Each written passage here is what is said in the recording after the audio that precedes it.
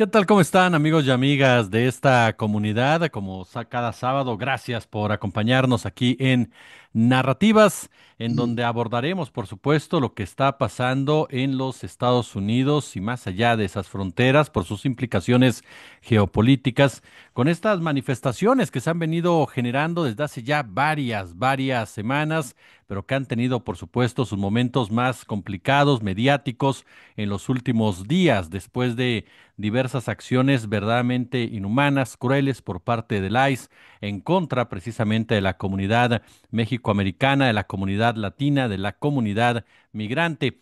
Un factor que se ha venido generando en las últimas horas ha sido la decisión de Donald Trump de parar este tipo de acciones o parte de estas acciones, pero porque se lo pidieron los ricos, porque se lo pidieron los agricultores, los dueños de los hoteles, los dueños de la industria del entretenimiento. En fin, ¿cómo entendemos estas manifestaciones? ¿Cómo entendemos esta política por parte de Trump? ¿Qué es lo que viene? Una manifestación, por supuesto, que se registró ya a estas alturas, después de los famosos No Reyes, una manifestación de participaron más de 1,000 ciudades. En fin, mi querido Ricardo Valderas, te saludo con muchísimo gusto. ¿Cómo estás? Querido Jesús, querido Nacho, muy contento de compartir como cada sábado con ustedes este espacio y bueno, presentando también al querido amigo Nacho Alvarado y bueno, a la expectativa de este mundo con el que despertamos en donde parece que están jugando Risk, amigo. Mi querido Ignacio Alvarado, que nos acompaña en esta ocasión aquí en Narrativas. Nacho, un verdadero honor y placer que estés con nosotros aquí en la comunidad. ¿Cómo estás? No, hombre, el placer es mío. Muy bien, para ser sábado tan temprano, creo que nos encontramos más o menos de buen humor, por lo menos. Oigan, pues comenzaría por ahí. A ver, una pregunta muy abierta, pero que nos ayude a ir situando esta situación para la audiencia que ha estado muy pendiente de todo lo que se viene derivando. Una contrarrevolución de blancos, unas acciones basadas más en el racismo, más allá que en una política migratoria, mi querido Ricardo. Sí, me parece que tenemos que estar muy pendientes justo al movimiento No Kings, que es No Kings, sin reyes, sin tronos ni coronas y evidentemente pues, no reyes, ¿no? Este movimiento surge luego de ciertas protestas que no solo ocurren en San Diego, en Los Ángeles, también están ocurriendo en Austin, en Houston, en Texas, y es un conjunto de acciones que me parecen de suma relevancia dado a que no aparecen en unidad, es decir, no es una ONG, no es un partido político. Se espera que a estas alturas existan más de 100 réplicas de estas denuncias y que parten de un principio de Estados Unidos que me parece bastante relevante, que es el de follow the money o sigue el dinero. ¿Por qué ocurre esto?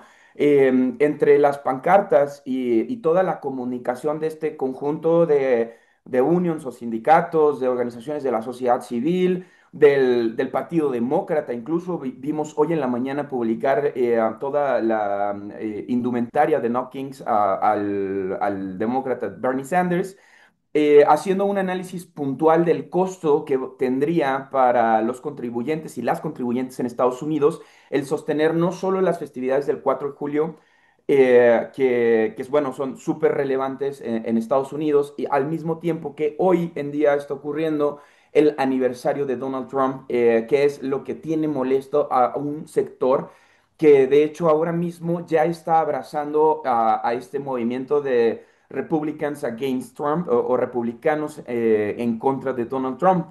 Este movimiento además está abrazando a varios sindicatos, principalmente que son de la industria de la pesca en el entorno de California, dado a que, bueno, su principal actividad está solventada en espacios en donde personas refugiadas, personas que tuvieron, digamos, este proceso de amnistía que ocurre en los 90 y que, si bien es cierto, no son como tales ciudadanos, tienen una especie de residencia o tienen algún acuerdo consular que les permite ejercer su labor cotidiana en Estados Unidos. En este conjunto tan heterogéneo de ideas, se postula la principal, que es la de los representantes o administradores de Estados Unidos no pueden erogar dinero público para bienes particulares, y a eso haces referencia, no reyes sin tronos ni coronas. En este contexto, además, en México están ocurriendo, digamos, diversos, diversos efectos que parten de discusiones principalmente políticas, y aquí es en donde podemos ver claramente la reacción que de alguna manera rompe con la estructura de la diplomacia regular, como la cancelación de visa de una militante de Morena en Jalisco, al mismo tiempo que estamos viendo la operación principalmente en Los Ángeles y San Diego del gobierno federal. Reporta, por ejemplo, la CNN, que esto ocurre sin el consentimiento de Gavin Newsom, que es el gobernador en California, lo cual ya implementa una estructura de frente ya no es civil, sino legal en contra de Donald Trump. Recordemos que también Nueva York tiene una demanda en contra de las políticas antimigratorias del gobierno federal, por lo que en las próximas horas estaremos viendo cómo avanza este esquema de fortaleza. California tiene otro momentum bastante grave con la detención de 44 personas, pero igual podemos a esperar a la siguiente intervención para abordar un caso tan central como es la detención de David Huerta. Querido Ignacio, amén de lo que quieras agregar de lo que comentábamos, ¿cómo entender también esa postura de la comunidad mexicoamericana que sale a marchar, que sale a manifestarse, que utiliza la bandera mexicana, que también han aparecido banderas norteamericanas, pero la prensa de allá se ha enfocado exclusivamente en las mexicanas, pero también cómo ir entendiendo ese sentimiento por parte de esta comunidad que después de muchos años, de muchas luchas, también sale a manifestarse? Mira, hay que entender esto también como una guerra de propaganda, ¿sí? Y el enfoque de ciertos medios de comunicación eh, desde mi punto de vista, ha, ha trivializado todo, ha banalizado o enfocado el argumento en este tipo de manifestación, de destellos dentro de las manifestaciones, como la aportación de banderas mexicanas. Pero, eh, digo, un poco abonando a lo que decía Ricardo y que también puede contextualizar esto que planteas, es que hay que entender que estas acciones van mucho más allá de este otro tipo de manifestaciones o de motivaciones superficiales como la seguridad fronteriza y el cumplimiento de la ley, ¿no? O sea, eh, yo fijaría como una hipótesis un poco más anticipada la inversión en el capital social conservador, es decir, el voto del resentimiento y la cultura de la guerra de los blancos o de esta población muy fiel al gobierno que representa Donald Trump. Entonces, la política migratoria emprendida por este gobierno no solo busca ganar votos directos, sino consolidar, reforjar incluso una identidad cultural y política entre su base electoral.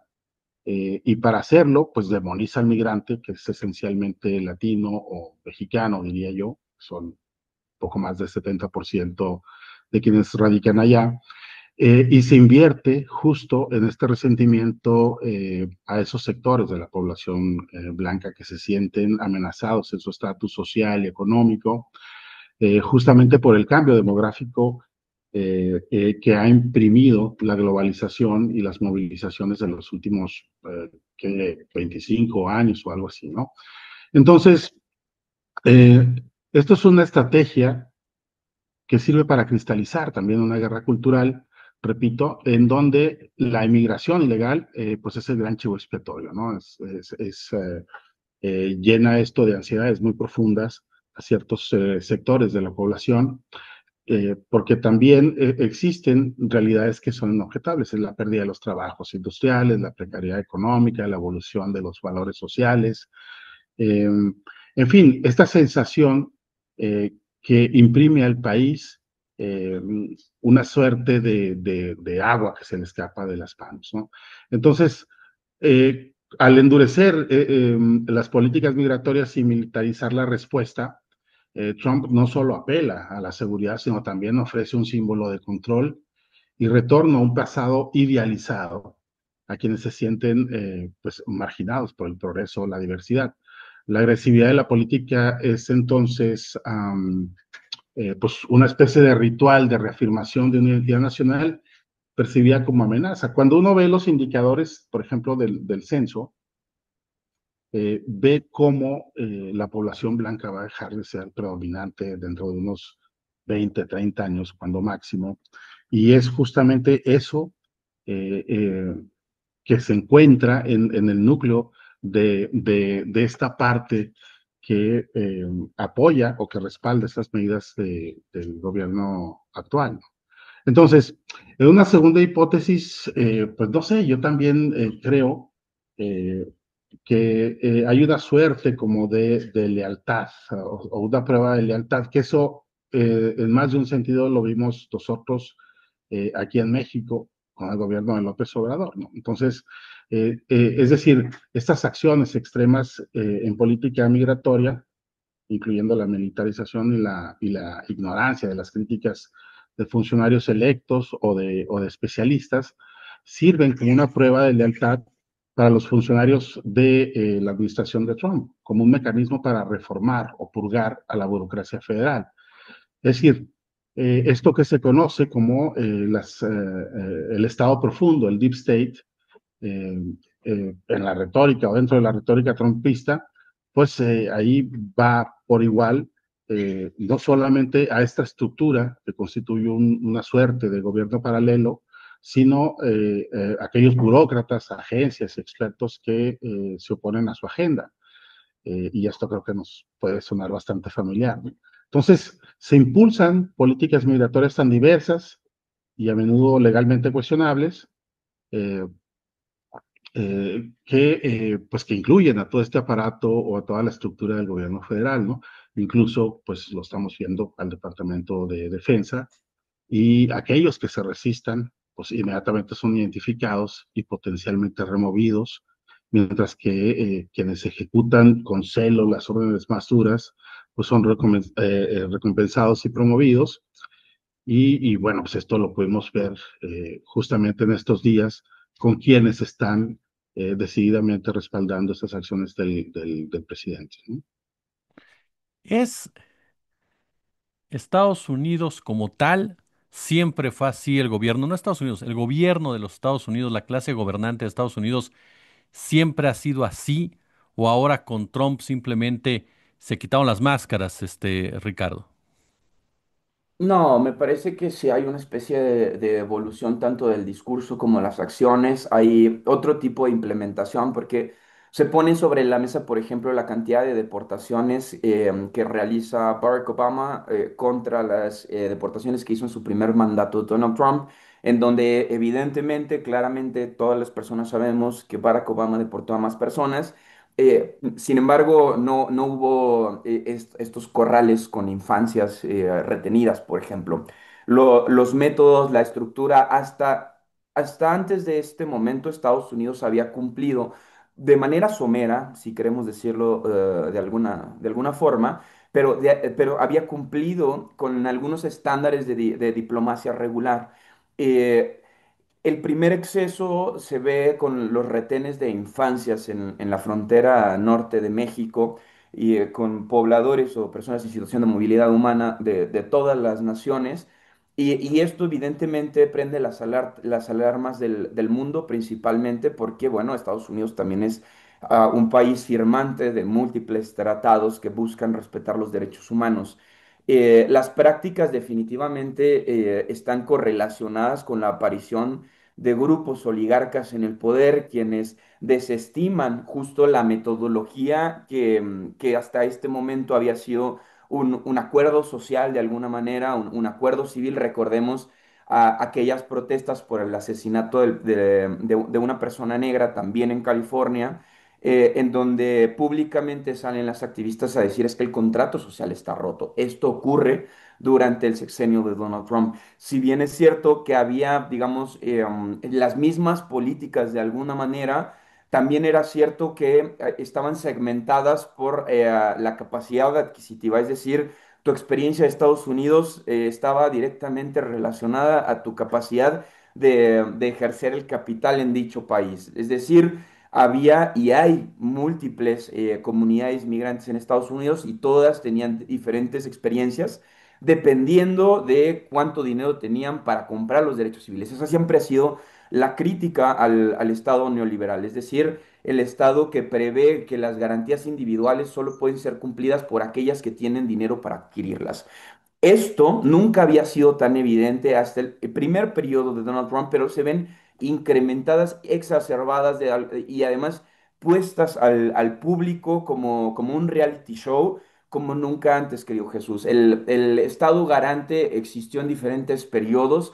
El proceso de amnistía en los 90 es otra prueba de que Estados Unidos, si bien es cierto, tenía una política neoliberal bastante violenta con ciertos sectores poblacionales, también es cierto que se concentraba principalmente al sur de Midwest, en estados principalmente republicanos, en donde podías ver, por ejemplo, en Cleveland, multimillonarios, los mejores hospitales del mundo, pero una alta población de personas en situación de calle, de prostitución de lujo que terminaba en consumo de estupefacientes y evidentemente en población itinerante o población sin acceso a vivienda, a pesar de los múltiples programas de vivienda que tiene Estados Unidos. Es decir, se dividía entre los partidos republicanos que eran mucho más violentos con los derechos humanos.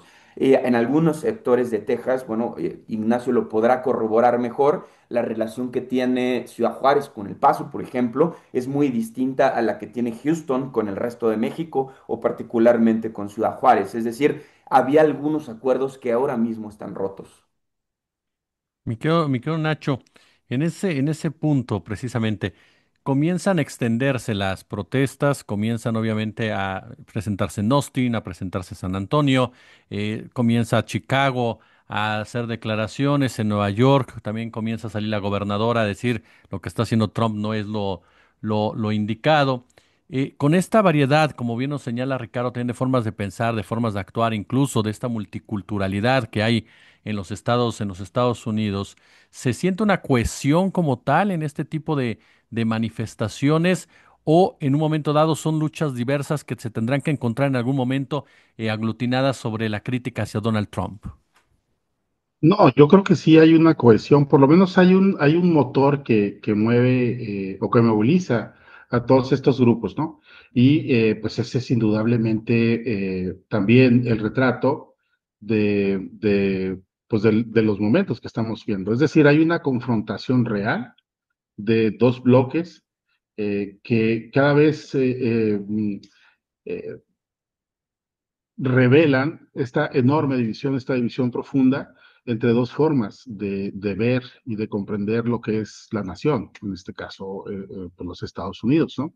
Entonces, es decir, cuando uno analiza o repara, no necesariamente analizar, eh, cuáles son las posiciones de todos los grupos que están manifestándose no solamente hoy, sino desde los días anteriores, pues evidentemente encontramos esa conexión que es claramente eh, pues una respuesta hacia esta ola o esta ofensiva que también, hay que decirlo, busca como debilitar las bases o los bastiones progresistas de los Estados Unidos, ¿no?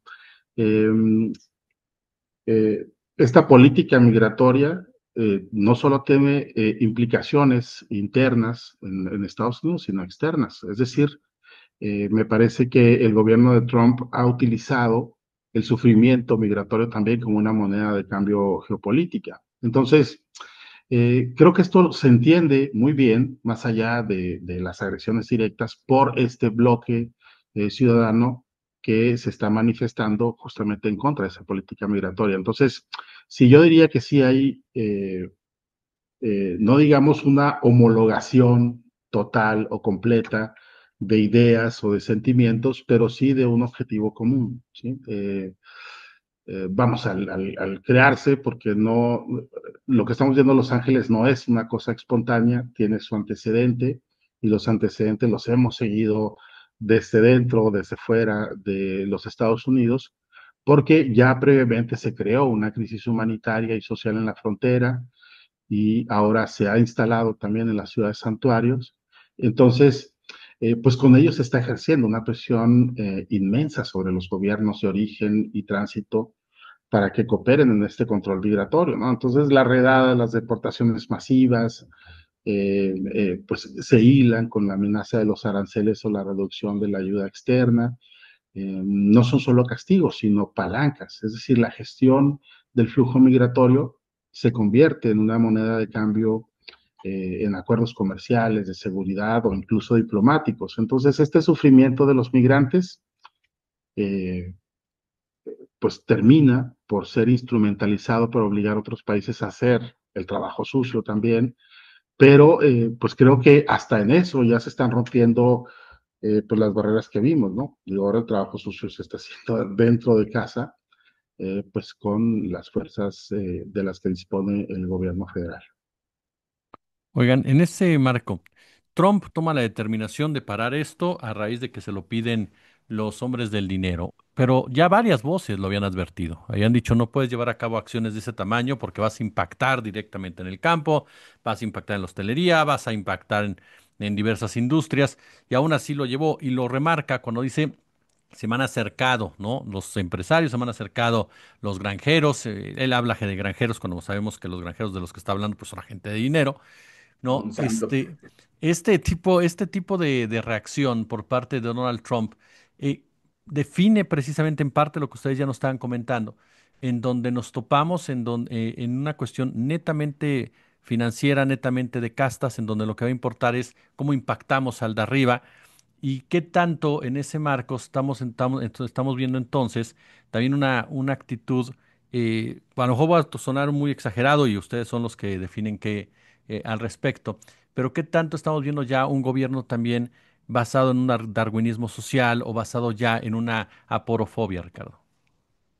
A ver, es el capitalismo. De esto hay infinidad de libros para adentrarnos en la respuesta y digamos la manera sencilla de expresarlo es evidentemente sí, es el mismo modelo con esteroides, por decirlo de alguna manera. Pero me parece súper puntual hacer énfasis en algo que comenta Nacho que es que esto se trata de un proyecto que intenta debilitar los bastiones progresistas, porque así se debe de ver. No está pasando únicamente en Estados Unidos, lo vemos con la avanzada del conservadurismo del género en Gran Bretaña, lo estamos viendo con la ocupación palestina de Israel, lo estamos viendo con la opresión que está ocurriendo en el sur de Rusia, particularmente con su guerra con la OEA, que además ya lleva bastante muerte encima. Es decir, hay un proyecto en donde la política global impulsa pues justo el desistimiento de estos acuerdos sociales que ya estábamos de alguna manera contemplando como logrados. Se hablaba de los derechos humanos como un proyecto progresivo que cada vez debía de ir a mejor, que se debía de regular, pero desaparece en intermedio la USAID y entonces un montón de modelos de asistencia social desaparecen, entre ellos muchos modelos de la comunidad internacional. Evidentemente estamos viendo en tiempo real estas negociaciones de las que hablaba Nacho. Estamos viendo cómo el norte global, el hiperconservadurismo, incluso este conservadurismo que gana en Francia y que trata de romper migas con el conservadurismo de Estados Unidos, es decir, hasta el conservadurismo se está fragmentando entre quienes desean aplicar estos protocolos antiderechos y quienes prefieren la diplomacia como una herramienta de negociación. Esto lo estamos viendo también en tiempo real en México con la aparición de los partidos como el que impulsa Sandra Cuevas, las movidas de Lili Telles, el señor que es bastante cómico, involuntario, Eduardo Verástegui. Es decir, hay una avanzada con la aparición de Milei, que desaparece la asistencia para personas jubiladas, que desmantelan del Estado cualquier otra realidad corpórea que pueda ser interpretada en la sociedad como divergencia, como una de las realidades de la humanidad. Estamos viendo cómo esto está intentando desaparecer en todo el mundo y debería de tener las alertas de todas las naciones encendidas y tratar de buscar la conciliación Entiendo que es difícil en un estado de emergencia como lo que está ocurriendo ahora, sobre todo en países y ciudades como San Diego, en donde las libertades eran el discurso ponderante y eran, digamos, la ética que regulaba las comunidades. Yo creo que no había estado yo en una ciudad tan contrastante como San Diego en toda mi vida, en donde puedes ver arte, cultura, lujos, pero también mucha miseria. Estos modelos en donde se prestan para tener espacios de negociación. Es decir, lo que está ocurriendo son las grandes oligarquías que ahora están tomando el poder del país, que todavía es el agente capital ponderante en todo el mundo, aplicar su ética al resto de ciudadanía, empezando por casa, es decir, están barriendo de adentro hacia afuera. Me parece bastante grave que existan coordinaciones internacionales impulsando estas políticas migratorias y que los países que no coinciden con esta ética que está tratando de impulsar la oligarquía, que nos trata de decir qué comer, cómo vestir, quiénes ser, qué géneros ocupar, géneros como humanidad, que nos están diciendo cuáles son los métodos de comercio que deben de ser los regulares, haciendo de lado toda la diversidad global. Pues bueno, no exista un frente de países progresistas que estén tratando de iniciar el diálogo. Y esto puede ir a peor, salvo que comience a afectar directamente los activos. Pero me preocupa bastante porque aún dentro del pleito, y esto lo hablábamos en narrativas pasadas con Federico, aún dentro del pleito Donald Trump, Elon Musk, las acciones de Elon Musk se vieron intactas. De hecho, podíamos hablar de un crecimiento de las acciones a pesar de estos discursos xenófobos en donde se encasilla la mexicanidad en una fotografía de un sujeto levantando una bandera arriba de una Cybertruck. Me parece que es una generalidad que no llega a ningún lado, pero que tampoco ha tenido una respuesta contundente de los países progresistas. Oye, querido Nacho, se registra este sábado un doble asesinato de congresistas de los Estados Unidos y comienza, por supuesto, también la discusión. ¿Estados Unidos es un imperio en decadencia o es una reconfiguración del poder en los propios Estados Unidos? Bueno, es el punto en el que ha estado centrado el análisis geopolítico de los años recientes, ¿no? Sobre todo a partir del triunfo de Donald Trump, porque a estas acciones que ha estado emprendiendo del 6 de junio hacia acá, pues hay que sumar el tema de la crisis financiera, el declive económico, la pérdida de influencia en esferas muy concretas, es decir, Estados Unidos deja de ser el país hegemónico o la potencia hegemónica, y al mismo tiempo, pues está fracasando o es evidente que no se están cumpliendo promesas eh, dictadas por el propio Donald Trump cuando, por ejemplo, dijo que en un día iba a terminarse la guerra entre Rusia y Ucrania, que iba a pacificar el Oriente Medio, y ahorita estamos viendo cómo está conflagrando todo. Entonces, hay un paquete de acciones, de hechos, que evidentemente abonan a esta tesis de que Estados Unidos es un país o un imperio en decadencia.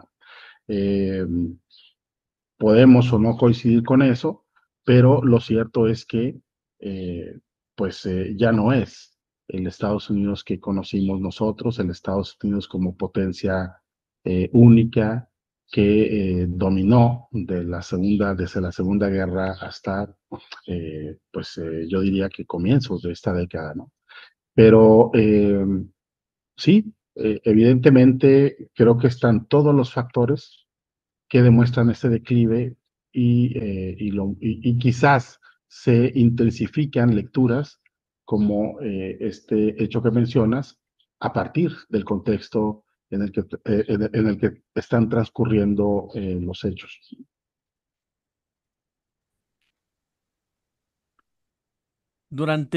Ahorita escuchándolos, bueno, vamos llegando a diversos puntos, por supuesto, respecto a los orígenes, a las causas que vienen a detonar todo este tipo de manifestaciones, más allá, por supuesto, de una sola figura, de la figura de Donald Trump como tal, y la presencia de un sistema económico que a final de cuentas, hace unos días alguien comentaba, no puedes estar en contra de Trump, o no puedes estar en contra del fascismo, o no puedes estar en contra del neofascismo, si en realidad no estás en contra del capitalismo.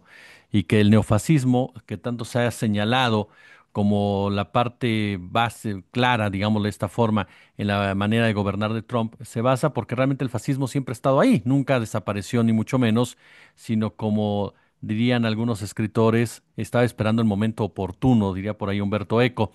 ¿Esto es así, querido Ricardo, como tal, o tiene otro tipo de aristas? Yo creo que es multifactorial, aunque creer es acto de fe y no es que esté diciendo que tenga fe en que hay muchos fascismos, no, y más bien me preocupa que existan muchos fascismos.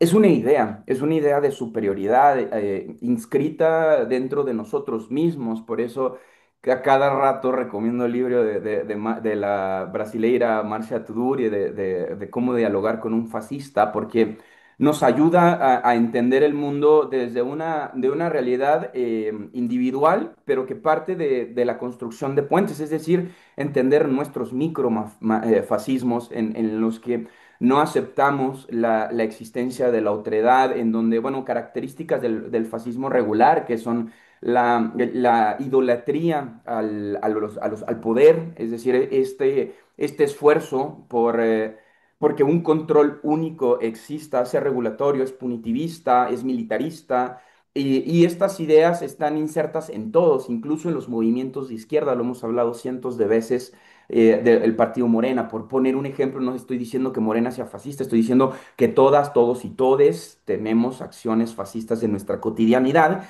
y esto es lo que habría que regular. Considero que las redes sociales jugaron un papel fundamental en la difusión de propaganda fascista engrandeció principios que creíamos abolidos luego de la Segunda Guerra Mundial, en donde evidentemente la idea de la superioridad moral, de la superioridad capital, pues eran de alguna manera mal vistas. De hecho, consideremos, y me voy a poner un poquito a irme lejos para poder llegar a lo concreto, consideremos incluso el cómo se veía la riqueza en estos periodos, todavía a inicios del siglo, la riqueza chirrugueresca, barroca, era lo que ponderaba en la idea colectiva sobre la adquisición de capital. Después aparece el old money, ¿no? O la idea de que el viejo rico no podía verse. Empieza a aparecer en la industria cultural lo gris, lo opaco, lo que neutraliza cualquier cosa que pueda simbolizar alguna especie de referencia, y se instauró como la idea general, como la ética ponderante, y estoy usando mucho esta palabra, no sé por qué, pero bueno, la construcción de una idea general en donde cabemos todos. Esto no es así, lo natural es lo diverso, en la naturaleza lo vemos, y este intento de opresión de las ideas nuevas, de la innovación, fue lo que nos trajo a este lugar en donde estamos desde mi perspectiva. Y por supuesto el aparato de propaganda dejaron de ser los medios convencionales para hacer las redes sociales. El problema con esto es que ni los capitalistas entienden la dinámica de adquisición. ¿A qué me refiero con esto? Un gran capital no acepta competencia. Lo estamos viendo con las negociaciones entre Kim Jong y Donald Trump. Lo vimos con el propio gabinete de Donald Trump en las discusiones entre Elon y Donald. Y aunque ahora mismo estemos presenciando un acto de disculpa pública de Elon Musk hacia Donald Trump, la verdad es que lo que les interesa es mantener este discurso y este principio ético que pondere entre la ciudadanía generalizada. Es decir, veamos incluso los discursos de la secretaria de Comunicaciones de Donald Trump cuando le pregunta a una periodista si se permitirán protestas pacíficas, y la respuesta es totalmente fuera de cualquier tipo de norma diplomática o regular. Imaginen ustedes a Jesús Ramírez Cuevas respondiéndole a un periodista: qué estúpida pregunta. Es decir, lo que estamos viendo es la instauración del viejo régimen y de las ideas de lo regular, de lo bueno, de la axiología de la ultraderecha, prácticamente a punta de balines. ¿Tú qué opinas, mi querido Nacho? Pues mira, Mientras hablaba Ricardo, yo estaba pensando, toda mi familia radica en el sur de California y más concretamente en el área de Los Ángeles desde la década de los 60. Allá emigraron mis abuelos, mi madre, sus hermanas, su hermano, en fin, allá están mi propia rama familiar, vamos, directa, ¿no? Y, eh, y yo recuerdo en la década de los 70, cuando una de las tías se muda a una ciudad pegada a la de Los Ángeles, que se llama Huntington Park. Era un bastión judío blanco que en cosa de 10, 15 años fue modificándose rápidamente hasta convertirse en la zona urbana con más mexicanos por kilómetro cuadrado después de la Ciudad de México. Entonces, esa transformación eh, que ha dado un trazo y un cambio significativo, completo, al sur de California, es algo que ha ido también rompiendo o, digamos, neutralizando ciertos impulsos que se tenían todavía hasta hace 40, 30 años, ¿no? Y hablo de discriminación y de acotamientos para la población de origen mexicano. Recuerdo mucho haber leído una entrevista cuando Los Lobos, allá en la década de los 90, Los Lobos como la gran banda representativa del movimiento chicano metido en el rock, que se popularizaron de manera impresionante haciendo un cover de la Bamba. Eh, Leí una entrevista con ellos en donde todos nacieron y radicaron en el este de Los Ángeles, en el famoso East LA. Y ellos hablaban como fuera de los contornos de su distrito, a ellos les parecía eh, eh, ir a atravesar como si atravesaran el océano. Es decir, zonas como North Hollywood, como Santa Mónica, como Venice.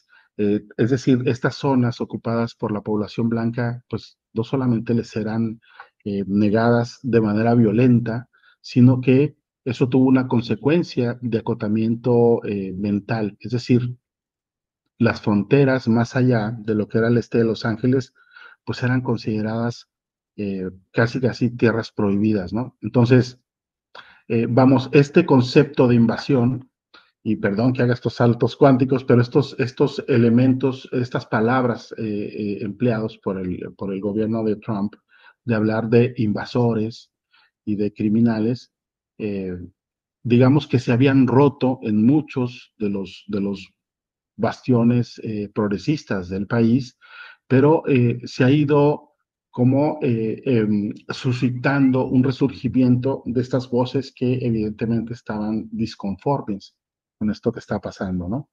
Y, y, y bueno, eh, aquí haría otro salto para hablar sobre cuáles son las alternativas reales de, por ejemplo, ahorita que mencionaba Ricardo, esta respuesta de la vocera, eh, ¿cuáles son las alternativas reales del gobierno mexicano en un contexto como este? Y me parece que son bastante limitadas porque también es un país cuyo gobierno fue adelgazándose en los años recientes, ¿no? Entonces, ante este enfoque del American First, el unilateralismo empleado por Donald Trump, pues las alternativas tradicionales de las que disponía el Estado mexicano se vuelven significativamente más difíciles y sus limitaciones las estamos viendo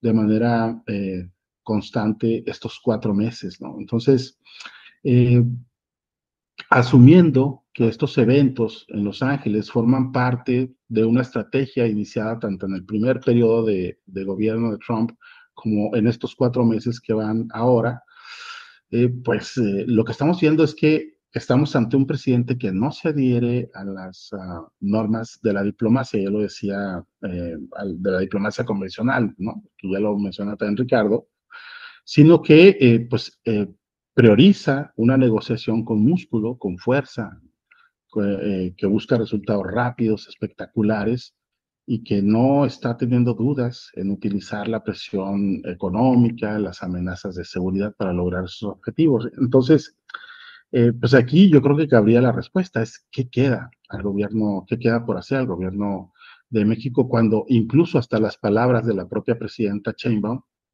suelen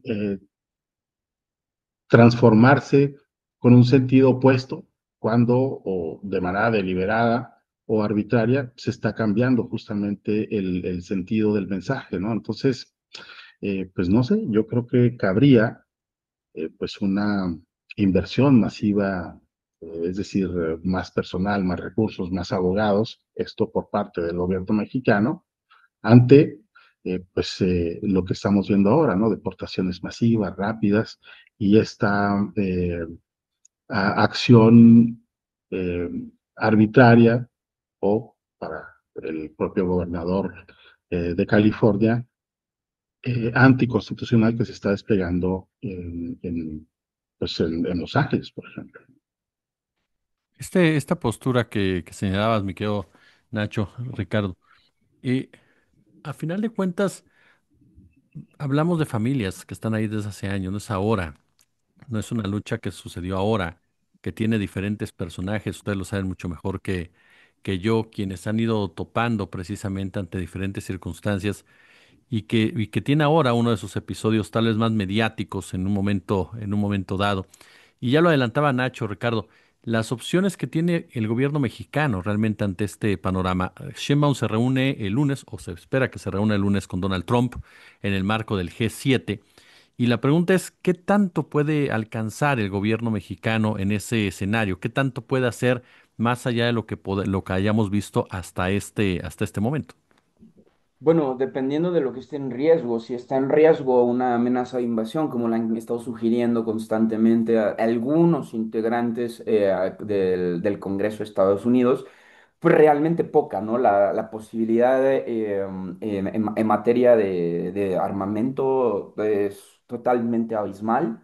México no invierte esa cantidad de Producto Interno Bruto en Fuerzas Armadas de ninguna manera, por lo que Claudia Sheinbaum tendrá que negociar en términos de personas en situación de movilidad humana. Probablemente veamos renacer este programa que inició, me parece, en 2018 de México Te Abraza, en donde trataban de reubicar estratégicamente el flujo migratorio hacia ciertos sectores, lo cual tendrá implicaciones también para México.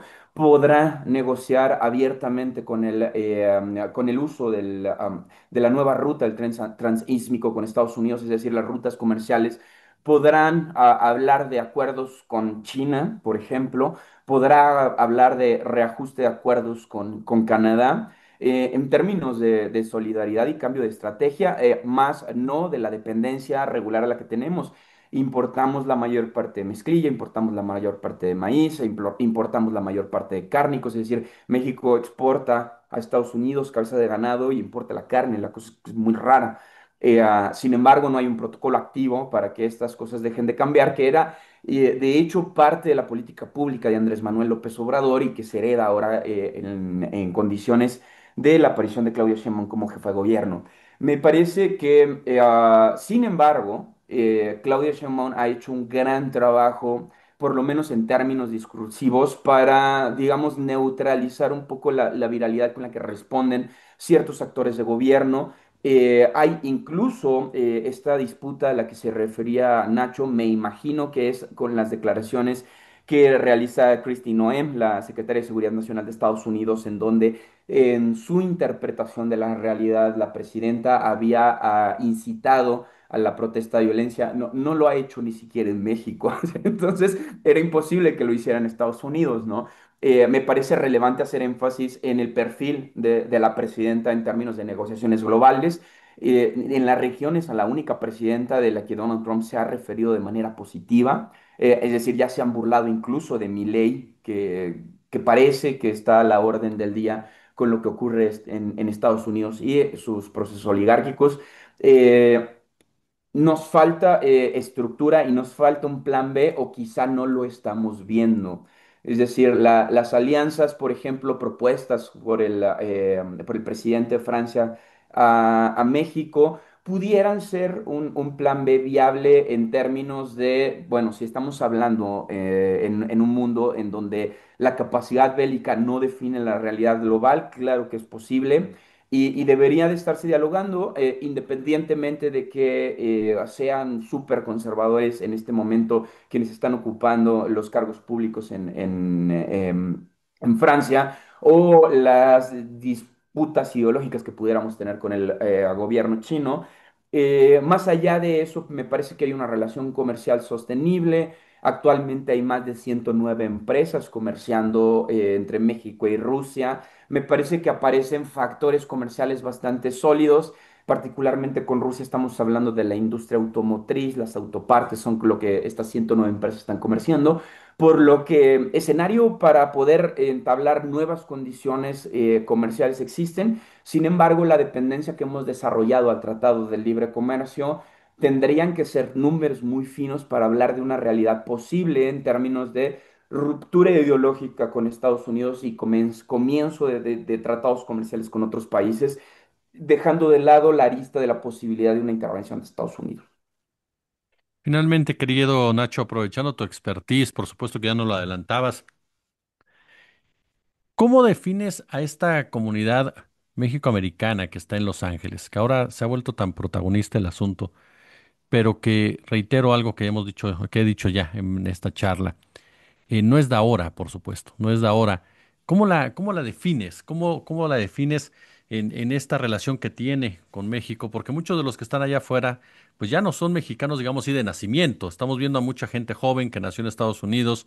Este video que se volvió viral de una persona que le están revisando los del ICE y se voltea y abiertamente les dice, soy norteamericano, estúpido, soy estadounidense, estúpido. No, y que de repente te aparece Stephen Miller, el gran creador de toda esta estrategia antimigrante, diciendo extranjeros, ondeando banderas extranjeras. Ya nos adelantabas al principio esa manipulación narrativa, pero ¿cómo definimos o cómo entendemos también a esa comunidad que decide levantar esa voz? Ya, hablaré desde mi propia experiencia personal, digo, porque sería eh, eh, pues muy inapropiado de mi parte tratar de hacer una lectura tan amplia de cuáles son las mexicanidades que están en Estados Unidos, porque hablaría de manera muy general de las capas, ¿no? De aquellos que emigraron desde principios del siglo pasado o a mediados del siglo pasado y cuya descendencia, esto que se conoció como la población chicana, sobre todo la que estaba radicada en el sur de California, en Texas también, ya ha mutado.